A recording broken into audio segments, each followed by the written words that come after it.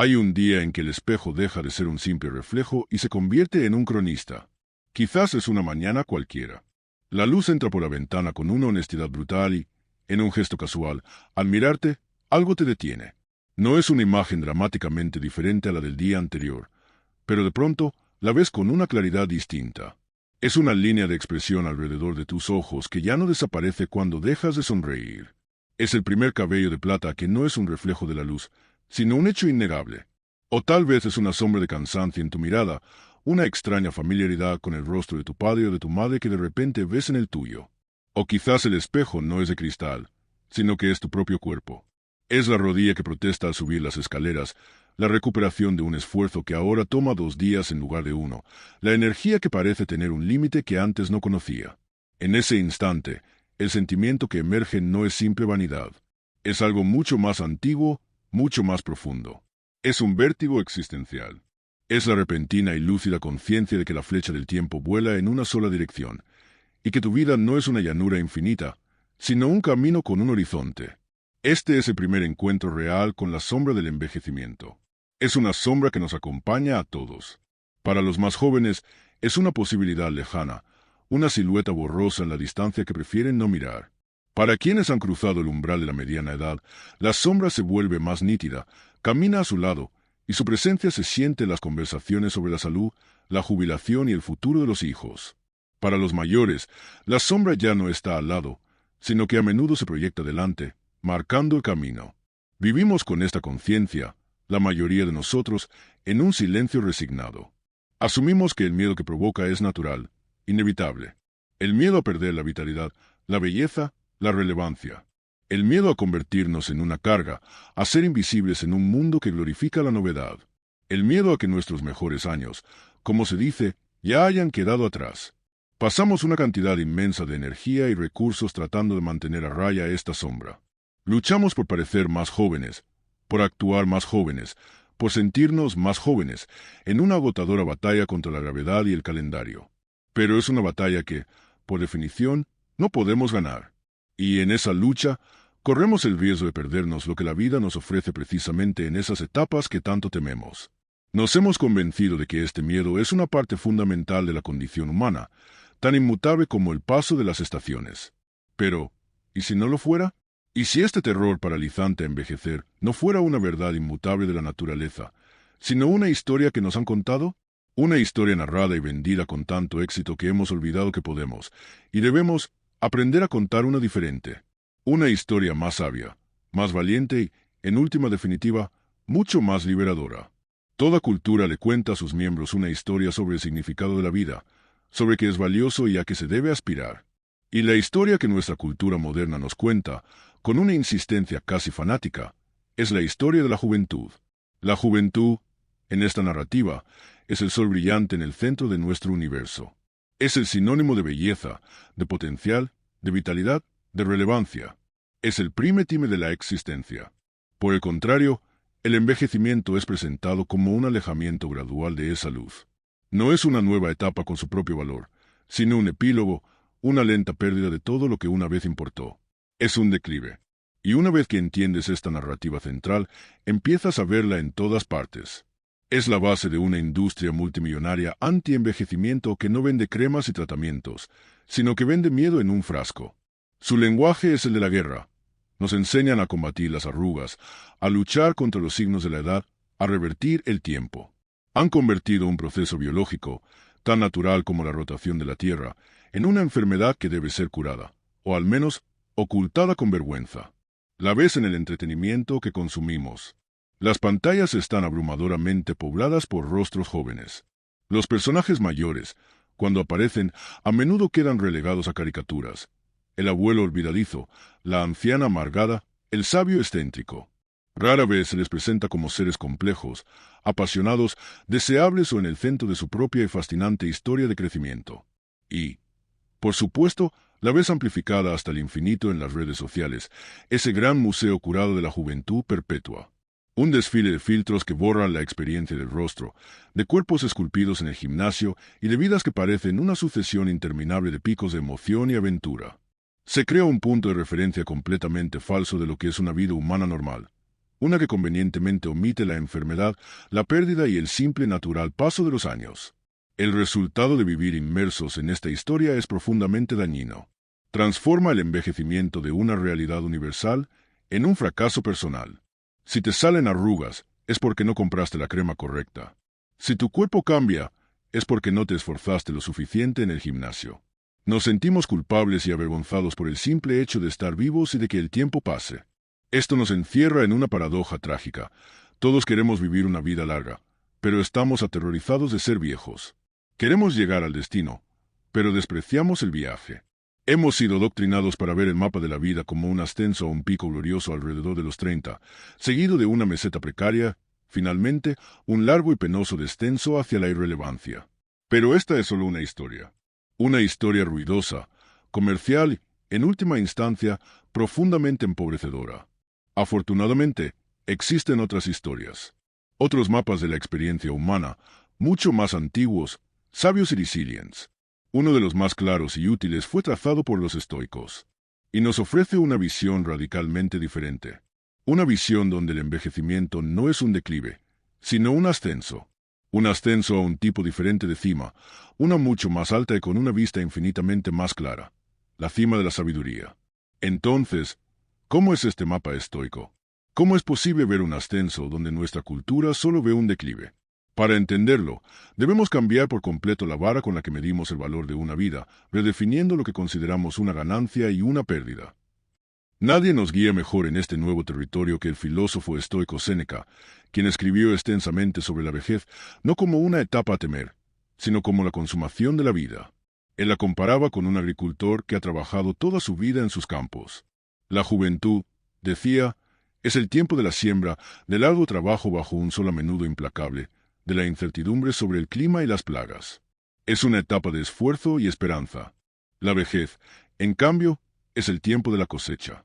Es el momento en que finalmente podemos sentarnos a la sombra, liberados de las labores más pesadas, y disfrutar de los frutos que hemos cultivado durante décadas. Y esos frutos no son materiales. Son la sabiduría extraída de los errores, la tranquilidad ganada en las crisis superadas, la perspectiva que solo los años pueden dar y una red de relaciones significativas que han sobrevivido a la prueba del tiempo. Para Séneca, una de las mayores bendiciones de la vejez era la liberación de las pasiones tiránicas de la juventud.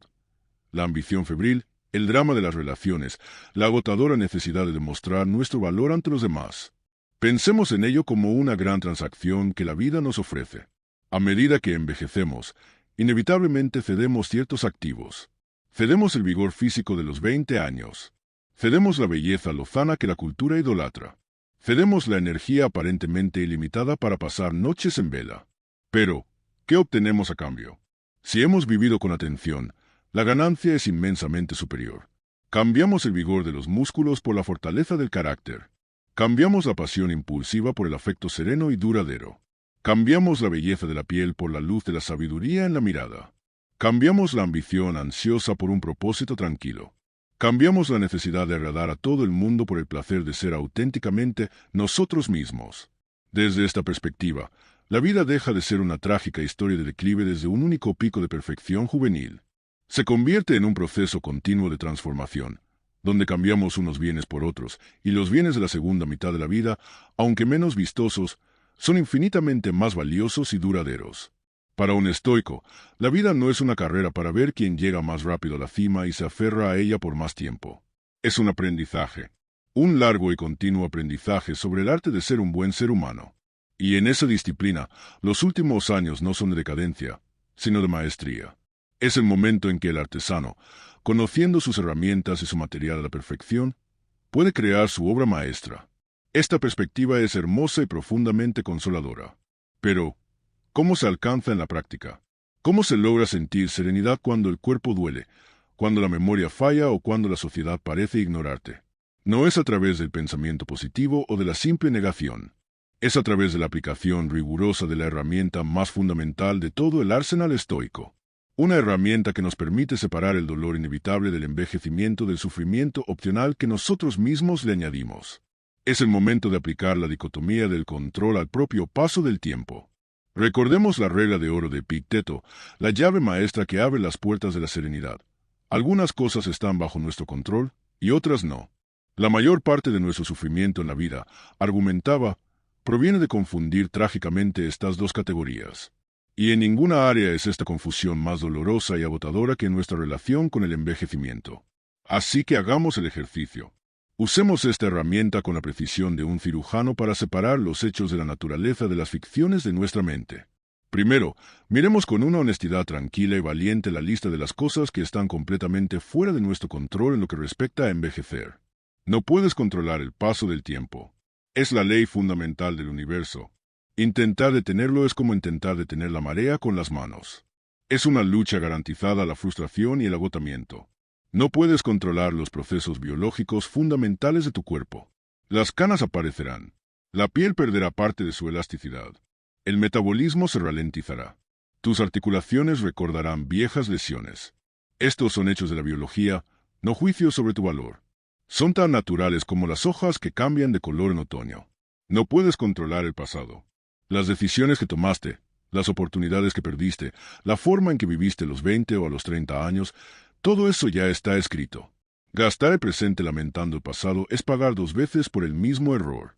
Y no puedes controlar cómo te percibe una sociedad obsesionada con la juventud. No puedes dictar si alguien te considerará viejo, irrelevante o pasado de moda. Su juicio les pertenece a ellos, no a ti. Esta lista puede parecer deprimente al principio, pero en realidad es una liberación. Es el permiso que te das a ti mismo para dejar de librar batallas que no puedes ganar. Es el inmenso alivio de soltar la cuerda en una lucha que te estaba desangrando. Y solo cuando sueltas esa cuerda, tus manos quedan libres para agarrar con fuerza el timón de lo que sí está enteramente en tu poder. No puedes controlar que el tiempo deje marcas en tu rostro. Pero tienes control absoluto sobre si juzgas esas marcas como un mapa de sabiduría o como una marca de decadencia. No puedes evitar que tu cuerpo cambie, pero puedes controlar cómo lo cuidas. La comida que eliges para nutrirlo. La decisión de moverlo cada día para mantenerlo fuerte y flexible. Las horas de descanso que le concedes para que se repare. No puedes detener el avance de tu edad cronológica, pero puedes controlar absolutamente tu edad intelectual y espiritual. La curiosidad con la que aprendes algo nuevo. La generosidad con la que compartes tu experiencia con los demás.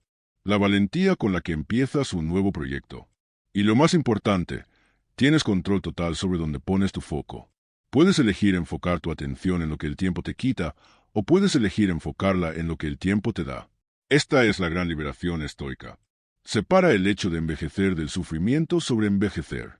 El hecho es natural e inevitable. El sufrimiento es una elección, un producto de nuestros juicios y de nuestra resistencia a la realidad. La naturaleza se encargará de tu cuerpo. Tu trabajo es encargarte de tu carácter. Una vez que aceptamos que el río del tiempo fluye en una sola dirección, podríamos sentir la tentación de caer en la pasividad. Pero los estoicos tenían un poderoso antídoto para eso. Una herramienta mental diseñada no solo para aceptar el paso del tiempo, sino para usarlo como el combustible definitivo para una vida con propósito. Nos pide que miremos no solo el envejecimiento, sino su inevitable conclusión, y que encontremos ahí no miedo, sino la máxima fuente de claridad. Es el momento de hablar del memento mori. Memento mori, 2 palabras en latín que se traducen como recuerda que morirás. En nuestra cultura moderna, que esconde la muerte y evita hablar de ella a toda costa, esta frase suena oscura, incluso macabra. La asociamos con el pesimismo, con una fijación morbosa en el final. Pero para los estoicos era exactamente lo contrario. Era la frase más vitalizante, más clarificadora y más motivadora que un ser humano podía susurrarse a sí mismo cada mañana. No era un recordatorio para temer el final, sino un llamado urgente para vivir plenamente el presente. Los estoicos entendieron una verdad psicológica fundamental.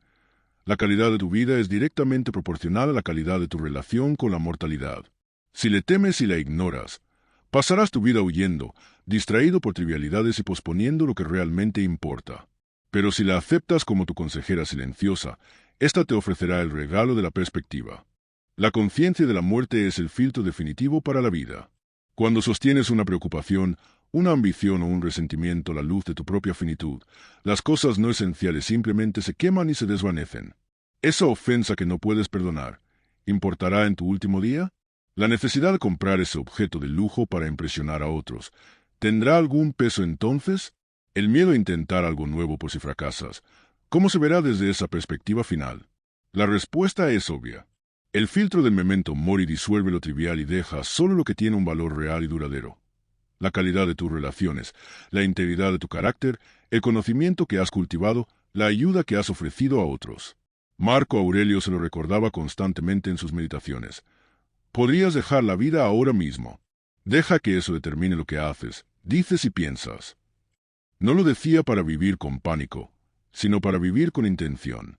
Es un antídoto radical contra la procrastinación. Dejamos de decir, algún día escribiré ese libro, algún día me reconciliaré con mi hermano, algún día aprenderé a tocar la guitarra. La conciencia de la muerte nos susurra, el único día que tienes es hoy. Y aquí es donde se conecta directamente con el miedo a envejecer. El terror a la vejez es, en el fondo, el miedo a llegar al final de la vida lleno de arrepentimiento. El miedo no es tener arrugas, es tener una vida vacía. El miedo no es que el cuerpo se debilite, es que el espíritu no haya crecido. Cuando vives con el memento mori como tu guía, este miedo se disuelve. Porque cada día te esfuerzas por vivir de una manera que no genera arrepentimiento. El enfoque cambia. Ya no te preguntas, ¿cómo puedo parecer más joven?, sino, ¿cómo puedo vivir más sabiamente hoy? El envejecimiento deja de ser una cuenta atrás hacia la nada y se convierte en la acumulación de días bien vividos. Es la recompensa por no haber muerto joven. Cuando la muerte se convierte en tu consejera en lugar de tu enemiga, te da la claridad para enfocarte en el aquí y el ahora. Te dice, no te preocupes tanto por la apariencia de la vasija, que es el cuerpo, y preocúpate más por la calidad del vino que contiene, que es tu vida. Y con esta nueva y urgente claridad sobre lo que es verdaderamente importante, podemos ahora abordar las estrategias prácticas para vivir esta segunda mitad de la vida con propósito y dignidad. Empecemos por la más tangible, la que sentimos cada día, nuestra relación con el cuerpo que envejece. Empecemos con la vasija. El cuerpo, para muchos, este es el primer y más doloroso campo de batalla contra el envejecimiento. Lo tratamos como a un traidor. Nos enfadamos con él cuando nos duele, nos avergonzamos de él cuando cambia, y lo vemos como un enemigo que conspira en secreto contra nuestra juventud. El estoicismo nos propone una paz radical y un cambio de perspectiva. Ver a nuestro cuerpo no como un adversario, sino como un viejo y leal aliado. Aquí es donde la dicotomía del control se vuelve nuestra herramienta más práctica y compasiva. Ya hemos aceptado que no podemos controlar el proceso biológico fundamental. La gravedad, la genética y el simple paso del tiempo son fuerzas de la naturaleza, no opiniones. Luchar contra ellas es inútil. Pero tenemos control absoluto sobre la relación que establecemos con nuestro cuerpo. Él no nos está fallando. Ha estado haciendo su trabajo incansablemente durante décadas, respirando por nosotros, digiriendo nuestra comida, curando nuestras heridas, llevándonos a través de cada experiencia de nuestra vida. Si ahora muestra signos de ese largo viaje, no es una traición, es un testimonio. El cambio estoico consiste en pasar del lenguaje de la guerra al lenguaje del cuidado. En lugar de someterte a una rutina de castigo en el gimnasio para forzar a tu cuerpo a parecerse a como era antes, ¿qué tal si adoptas un movimiento de agradecimiento, eligiendo actividades que honren su funcionalidad y le den vitalidad? En lugar de una dieta restrictiva para luchar contra el metabolismo, ¿qué tal si eliges nutrirlo conscientemente, dándole combustible de alta calidad que se merece por su largo servicio? El enfoque deja de ser cómo se ve el cuerpo y pasa a ser cómo se siente y qué puede hacer. La práctica fundamental aquí es la gratitud activa. Tómate un momento y piensa en tus manos. Han sostenido a tus seres queridos, han trabajado para ganarte sustento, han creado, han consolado. Quizás ahora tienen manchas o arrugas. Esas no son señales de decadencia, son las medallas de una vida de servicio. Piensa en tus piernas.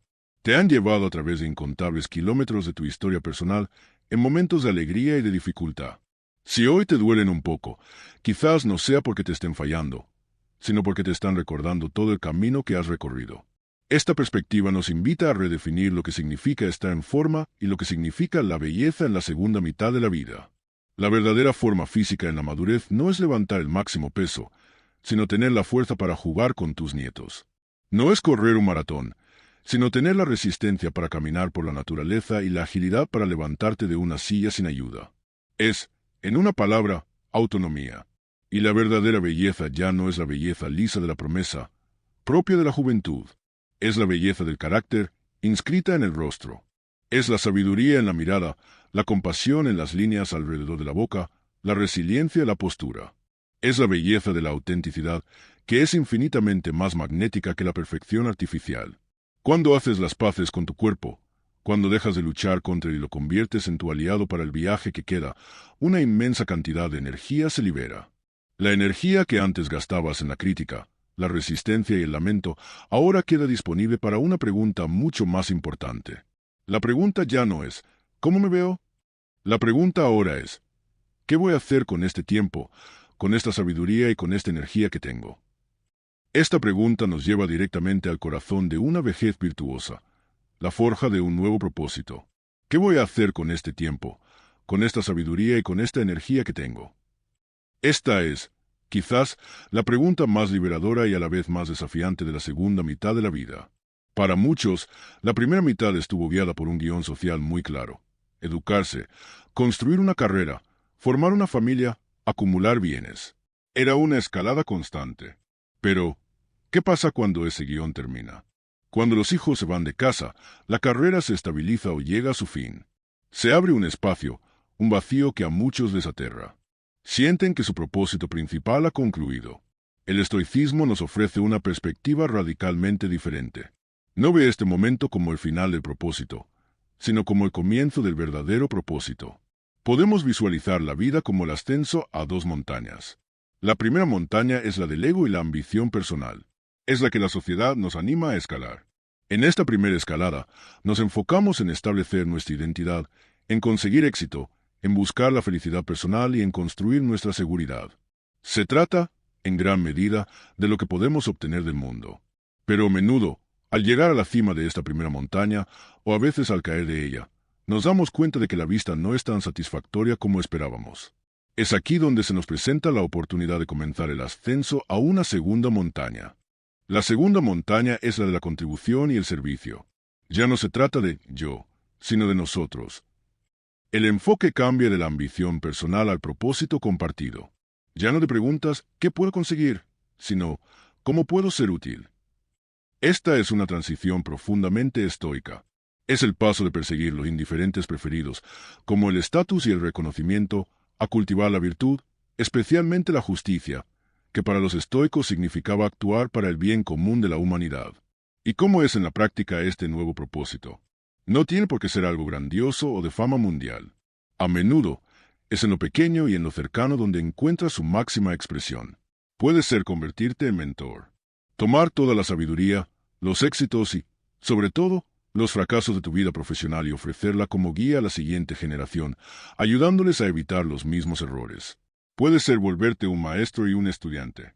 Usar el tiempo recién descubierto para aprender esa habilidad que siempre pospusiste, tocar un instrumento, un nuevo idioma, la jardinería, y luego encontrar la alegría de compartir ese conocimiento con otros. Puede ser crear. Escribir las historias que llevas dentro. Pintar. Trabajar la madera, no por el aplauso o el dinero, sino por el simple y profundo placer de traer algo nuevo y bello al mundo. O puede ser convertirte en el pilar de tu comunidad. El voluntario que organiza, el vecino que ayuda, el abuelo o la abuela que se convierte en el centro gravitacional de la familia, el custodio de la memoria y el dispensador de sabiduría. La satisfacción que se obtiene en la cima de esta segunda montaña es de una calidad muy diferente. La alegría de la primera montaña es la euforia del logro personal, que a menudo es fugaz. La alegría de la segunda montaña es la plenitud duradera del significado, la conexión y el legado. Pero abrazar esta nueva forma de propósito requiere algo más que una simple elección de una nueva actividad. Requiere una renuncia. La renuncia a una de las cargas más pesadas que hemos llevado durante la primera mitad de la vida. Para escalar de verdad la segunda montaña, primero debemos aprender a soltar la necesidad de ser vistos, aplaudidos y validados.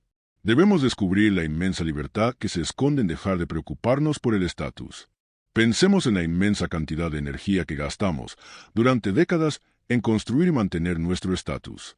La ropa que elegimos, los coches que conducimos, los puestos de trabajo que perseguimos, las fotos que publicamos. Una porción enorme de este esfuerzo no está dirigida a satisfacer nuestras necesidades reales, sino a gestionar cuidadosamente la percepción que los demás tienen de nosotros. Es una armadura pesada, que nos obliga a caminar de una cierta manera, a hablar de una cierta manera, y que a menudo nos impide ser vulnerables y auténticos. La segunda mitad de la vida nos ofrece el regalo de, finalmente, poder quitárnosla. Esta es la gran liberación del estatus. Los estoicos nos enseñaron una y otra vez que la opinión de los demás es el ejemplo perfecto de algo que está radicalmente fuera de nuestro control. Epicteto, que fue esclavo, entendió esto a un nivel visceral. Decía, si te preocupas por la opinión de los demás, entonces te conviertes en su esclavo.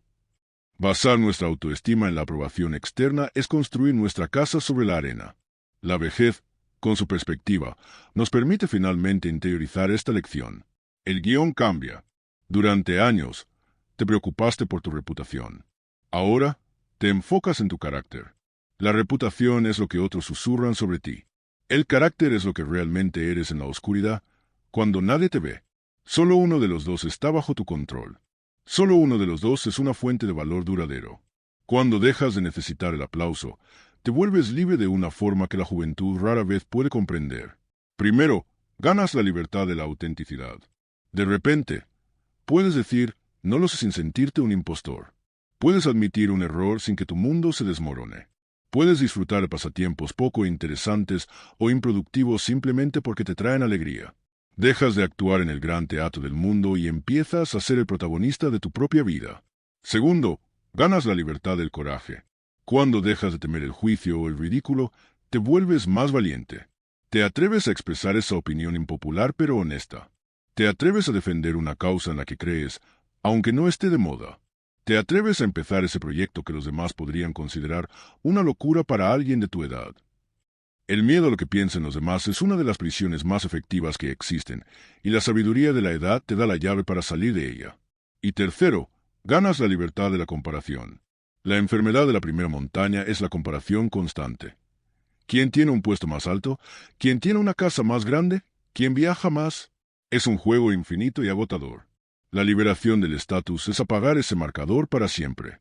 Tu valor ya no es relativo al éxito de tu vecino o de tu antiguo compañero de clase. Simplemente es. Y esta desconexión trae una paz inmensa. Tu valor ya no reside en tu currículum, sino en tu presencia. Ya no se define por tu título profesional, sino por tu capacidad de ser un amigo leal, un padre o abuelo sabio, un vecino amable. Esta liberación del estatus y de la opinión ajena no es una fantasía filosófica. Es una realidad vivida por las personas más sabias a lo largo de la historia. Ellos entendieron que la aprobación de la multitud es tan cambiante como el viento, pero la aprobación de la propia conciencia es la roca sobre la que se construye una buena vida. Para ver cómo se ve esta integridad en acción, no necesitamos mirar más allá de los propios maestros del estoicismo, hombres que enfrentaron el poder, el exilio y la muerte, anclados no en su estatus público, sino en su inquebrantable carácter. La historia está llena de ejemplos, pero volvamos a la fuente. A los hombres que no solo predicaron estas ideas, sino que las vivieron hasta sus últimas y más dramáticas consecuencias. Miremos a dos gigantes del estoicismo romano y veamos cómo enfrentaron sus años finales, anclados no en el estatus, sino en el carácter, Catón el joven y el propio Séneca. Primero, Catón. Para los romanos, Catón era la encarnación de la virtud.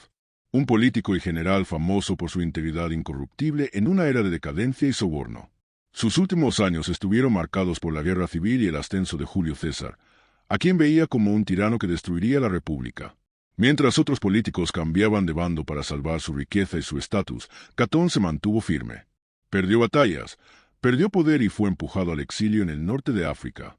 Desde la perspectiva del mundo, su vejez fue un fracaso absoluto. Pasó de ser una de las figuras más respetadas de Roma a un general derrotado en un rincón olvidado del mundo. Pero Catón no medía su vida por el éxito externo. Su única medida era su carácter. Su momento final es una de las leyendas más poderosas del estoicismo. Tras ser derrotado definitivamente, y sabiendo que César le ofrecería un perdón humillante para exhibirlo como un trofeo, Catón decidió quitarse la vida. No fue un acto de desesperación, sino su declaración final de independencia. Fue su manera de decir, puedes conquistar mi ciudad, puedes derrotar a mi ejército, pero no puedes tocar mi carácter. Mi virtud no se rinde. Hasta su último aliento, Catón demostró que el valor de un hombre no reside en su éxito o en su longevidad, sino en la consistencia de sus principios. Su vejez no fue un declive hacia la irrelevancia, sino la solidificación final de su leyenda, un hombre que vivió y murió según sus propios términos. Ahora, miremos a Séneca. Su historia es diferente, más compleja. A diferencia de Catón, Séneca fue inmensamente rico y poderoso como tutor y consejero del emperador Nerón. Pero sus últimos años también estuvieron marcados por la pérdida de estatus. Cuando la paranoia de Nerón creció, Séneca fue forzado a retirarse de la vida pública. Le despojaron de su poder y su influencia. Para un aristócrata romano normal, esto habría sido el fin, una humillación que lo sumiría en la oscuridad. Pero para Séneca, el estoico, esta pérdida se convirtió en su mayor oportunidad. Liberado de las agotadoras obligaciones de la corte, pudo dedicarse por completo a su segunda montaña, la filosofía. Fue en estos años de supuesto declive político cuando Séneca entró en su periodo más productivo. Fue entonces cuando escribió sus obras maestras, las cartas a Lucilio, sobre la brevedad de la vida, los ensayos que han consolado e instruido a la humanidad durante 2 milenios. La lección de Séneca es inmensa. Cuando una puerta se cierra, la del estatus y la carrera, se abre otra, la del propósito y el legado. La sociedad lo consideraba acabado, pero fue precisamente en ese momento cuando comenzó su trabajo más importante y duradero. Nos enseña que la segunda mitad de la vida no tiene por qué ser un epílogo de nuestra carrera, sino que puede ser el prólogo de nuestra verdadera obra. Estos ejemplos, forjados en el drama de la política romana, nos muestran un principio universal. La pérdida de un rol social no significa la pérdida del propósito. A menudo, es la invitación a encontrar uno más profundo y auténtico. Y esta verdad no se limita a los filósofos antiguos. La historia, incluso la más reciente, está llena de hombres y mujeres que, lejos de desvanecerse, encendieron su llama más brillante en sus años maduros. La idea de que la vejez puede ser el prólogo de nuestra obra más importante no es solo una teoría estoica. Es una verdad demostrada una y otra vez en los anales de la creatividad, la ciencia y el conocimiento humano. Nuestra cultura nos vende el mito del genio joven que se agota y se apaga, pero la realidad, mucho más a menudo, es la de una mente que, liberada de las presiones y las pasiones de la juventud, finalmente encuentra su verdadera y más potente voz. Pensemos en Anna Mary Robertson, más conocida como la abuela Moses. Pasó casi toda su vida como una simple mujer de campo en la zona rural de Nueva York, criando a sus hijos y trabajando en la granja. Le gustaba bordar, pero cuando cumplió los 70, la artritis le impidió seguir haciéndolo. En lugar de resignarse a la inactividad, a los 78 años, decidió probar a pintar, simplemente para mantenerse ocupada. No tenía formación ni ambiciones de fama. Pintaba escenas de su vida rural por el puro placer de hacerlo. Su primera exposición individual fue a los 80 años. Murió a los 101, siendo una de las artistas folclóricas más famosas y queridas de Estados Unidos. Su historia nos enseña que nunca es tarde para descubrir una pasión, y que la creatividad no reside en la juventud del cuerpo, sino en la inagotable vitalidad del espíritu. O consideremos al gigante de la ópera, Giuseppe Verdi. Después de componer Aida, en la cúspide de su fama y con casi 60 años, decidió retirarse. Durante más de una década, vivió tranquilamente, habiendo dejado su marca en el mundo. El guión de la sociedad diría que su historia había terminado. Pero en sus 70 años, persuadido por un amigo, volvió al trabajo para componer Otello, una de las óperas más poderosas y dramáticas jamás escritas. No contento con eso, a los 80 años, compuso Falstaff, una comedia brillante, llena de una alegría y una ligereza que parecían imposibles para un hombre de su edad. Verdi demuestra que la maestría no se oxida, sino que se refina. La sabiduría y la profundidad emocional de sus últimas obras solo pudieron ser compuestas por un hombre que había vivido una vida completa. Y en el campo del pensamiento, miremos a Carl Jung, el gran psicólogo suizo. Aunque fue brillante toda su vida, muchas de sus ideas más influyentes y profundas sobre sí mismo, la individuación y el inconsciente colectivo, fueron el producto de la intensa introspección de la segunda mitad de su vida. Se retiró de la enseñanza formal para dedicarse a explorar su propio mundo interior. Fue en sus años de vejez, liberado de las disputas académicas, cuando escribió algunas de sus obras más transformadoras, reflexionando sobre el significado de una vida entera. Jung nos muestra que la mente no es un músculo que se atrofia, sino un universo que se expande con el tiempo. Lo que une a estas historias es un patrón claro. La pérdida de la ambición juvenil no dio paso al vacío, sino a la libertad. La libertad de crear por el puro placer de crear. La libertad de explorar las preguntas más profundas del alma. La libertad de trabajar sin tener ya nada que demostrarle a nadie. Estas historias de genios son faros que nos inspiran. Pero podríamos cometer el error de pensar que este tipo de renacimiento está reservado solo para los extraordinarios. La verdad es que el propósito más profundo a menudo no se encuentra en las grandes salas de conciertos o en los museos, sino en el tejido silencioso de la vida cotidiana. Es hora de honrar a los héroes anónimos de la segunda montaña, aquellos cuyo legado no está escrito en libros de historia, sino en las vidas que tocan. La verdadera grandeza de la segunda mitad de la vida rara vez busca los reflectores. Su poder no es el de un trueno que acapara la atención de todos, sino el de la raíz profunda que nutre al árbol en silencio. Las historias de los genios nos inspiran, pero es en la vida de las personas comunes donde encontramos los modelos más accesibles, a menudo más conmovedores de un propósito de la vejez. Hablemos de estos héroes silenciosos, de las formas de propósito que no ganan premios, pero que construyen mundos. Pensemos en el arquetipo del custodio de la memoria. Es el abuelo o la abuela, el tío o la tía mayor, que se convierte en la biblioteca viviente de la familia. En sus sobremesas y conversaciones, tejen el tapiz de la historia familiar. Cuentan las historias de los que vinieron antes, de las dificultades que se superaron, de las tradiciones que dan forma a la identidad. En un mundo obsesionado con el futuro y la novedad, ellos anclan a la familia en sus raíces, dándole un sentido de pertenencia y continuidad. Su propósito ya no es dirigir la empresa o criar a los hijos, sino mantener unida a la tribu. Este no es un rol pasivo, es un acto de liderazgo emocional y cultural de inmenso valor. Observemos al mentor de la esquina.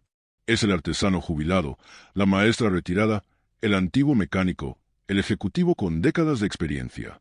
La sociedad les dice que su vida productiva ha terminado, pero ellos saben que su conocimiento es un recurso demasiado valioso para ser guardado. Su taller, su cocina o el banco del parque se convierten en su nueva aula. No dan clases formales, no cobran por sus lecciones. Su propósito es ver la chispa del entendimiento en los ojos de alguien más joven. Su pago es la satisfacción de saber que su experiencia, ganada con tanto esfuerzo, no morirá con ellos, sino que ha sido plantada en un nuevo terreno para que siga creciendo. Y consideremos al conector de la comunidad. Es la persona que, finalmente liberada de las demandas de una carrera de 60 horas semanales, tiene tiempo para lo más importante, otras personas. Es quien organiza la asociación de vecinos, quien se ofrece como voluntario en la biblioteca o el hospital, quien se da cuenta de que vecino anciano no ha salido en 2 días y va a tocar su puerta. En una era de creciente aislamiento digital, su trabajo es tejer conexiones humanas en el mundo real. Su propósito es combatir la soledad, la suya y la de los demás, reconstruyendo el tejido de la comunidad, una conversación, un favor, una visita a la vez. Estos roles, el custodio, el mentor, el conector, no requieren fama ni una gran fortuna. Su única moneda es la generosidad. Su identidad ya no se basa en lo que son, un título, un puesto, sino en lo que hacen y lo que dan. Están tan inmersos en el acto de servir que han trascendido la vieja preocupación del ego. ¿Soy relevante? Y para desempeñar estos roles, se necesita un tipo específico de riqueza. Una riqueza que no se puede heredar ni comprar. Una riqueza acumulada a lo largo de décadas de experiencia, de alegrías, sobre todo, de dificultades superadas. Antes de nuestra reflexión final, detengámonos un momento a hacer inventario de esta fortuna invisible, a reconocer los activos que solo los años vividos pueden depositar en nuestra cuenta. Si la primera mitad de la vida se dedica a acumular activos externos, un currículum, una cuenta de ahorros, una propiedad, la segunda mitad nos revela una cuenta de resultados completamente diferente. Es una cuenta de activos internos, intangibles, forjados en el lento y a menudo doloroso horno de la experiencia. Hagamos el inventario de esta inmensa y a menudo inadvertida riqueza. El primer gran activo que solo los años pueden dar es la perspectiva. La perspectiva es la capacidad de distinguir las montañas de las colinas de arena. Es el superpoder para la serenidad. Cuando eres joven, cada contratiempo puede sentirse como el fin del mundo. Un fracaso profesional, una ruptura sentimental, un error social. Pero después de haber vivido varias décadas, has visto crisis ir y venir. Has visto mercados subir y bajar. Has visto amistades empezar y terminar. Has sobrevivido a todo ello. Esta vista panorámica te permite acoger los inevitables problemas de la vida con una calma que la juventud no puede ni comprender. Sabes, por experiencia, que esto también pasará. El segundo activo es una resiliencia probada. Cuando eres joven, esperas ser fuerte. En la vejez, sabes que eres fuerte, porque tienes las cicatrices que lo demuestran. No es la esperanza teórica de que podrás sobrevivir a una tormenta. Es el conocimiento grabado en tus huesos de que ya lo has hecho, probablemente más de una vez. Has superado pérdidas, decepciones, quizás enfermedades o crisis económicas. Tu carácter ya no es un material sin probar. Es un metal que ha sido templado. Has sido golpeado, calentado al rojo vivo y sumergido en agua fría. Ahora conoce su propia dureza. Esta no es arrogancia, es una confianza silenciosa y bien ganada. El tercer activo es un profundo autoconocimiento. Después de pasar 50, 60 o 70 años viviendo en tu propia piel, finalmente te conoces. Has tenido tiempo suficiente para ver tus patrones repetirse, para reconocer tus verdaderas fortalezas, lo que es más importante, para hacer las paces con tus debilidades y tus sombras. Ya no malgastas energía tratando de ser alguien que no eres. Conoces los ambientes que te nutren y los que te agotan. Sabes qué batallas merecen ser luchadas y cuáles deben ser abandonadas. Sabes que te trae una alegría genuina, no lo que la sociedad dice que debería hacértelo. Este conocimiento es la base de una vida auténtica. El cuarto activo es una jerarquía de valores clara como el cristal. El ruido de las ambiciones juveniles, la necesidad de demostrar y la presión por encajar, se desvanece. Y en el silencio que queda, la señal de lo que es verdaderamente importante se vuelve nítida y fuerte. La lealtad se vuelve más importante que la novedad. La paz, más valiosa que la emoción. La conexión, mucho más deseable que el estatus. La lista de imprescindibles para una vida feliz se vuelve sorprendentemente corta. Este es tu verdadero patrimonio. No se puede cuantificar en una hoja de cálculo, pero es el fundamento de una vida serena y con propósito. Es la riqueza que te permite ser un faro de calma para otros. Es la fortuna que te permite dar los mejores consejos. Es el capital que te permite amar más sabiamente y perdonar más fácilmente. Con esta inmensa riqueza interior, te encuentras en una posición única. Ya no estás luchando por construir tu vida. Estás en la posición de completarla. Y esto nos lleva a nuestra reflexión final. El envejecimiento no es una espera pasiva del final. Es el acto creativo más importante de nuestra existencia, el de darle a toda nuestra historia un significado coherente y hermoso.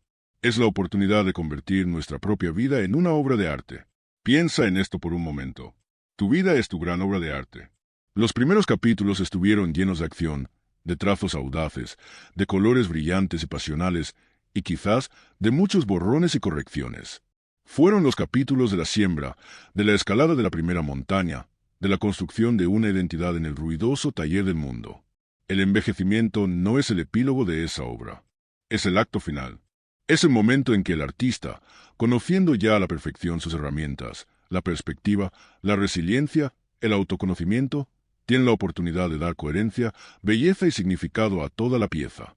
Los últimos capítulos no son un añadido, son los que determinan el significado de todo lo que vino antes. Hemos viajado juntos desde el miedo paralizante frente al espejo hasta la calma de la perspectiva estoica. Hemos desmantelado la tiranía cultural de la juventud y la hemos reemplazado con la sabiduría de la cosecha. Hemos aprendido a separar lo incontrolable de lo controlable, a aceptar nuestro cuerpo como un aliado leal y a usar la conciencia de la muerte, no como una fuente de terror, sino como una brújula para una vida con propósito. Hemos cambiado la pregunta fundamental. La pregunta ya no es, ¿cómo puedo evitar envejecer? La pregunta ahora es, ¿cómo puedo envejecer bien? La respuesta estoica es clara. Envejecer bien es continuar, hasta el último aliento, con el único proyecto que realmente importa, el de convertirte en la mejor versión de ti mismo. Así que el llamado a la acción final no es una lista de tareas, sino una invitación a un cambio de identidad. Conviértete en el artista consciente de tus años finales. Pinta cada día con los colores de la generosidad, la paciencia y la amabilidad.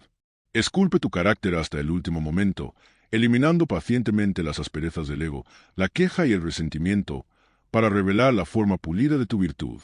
Escribe un final para tu historia que no se mida por los aplausos que recibe, sino por la integridad con la que fue vivido y la serenidad con la que fue aceptado.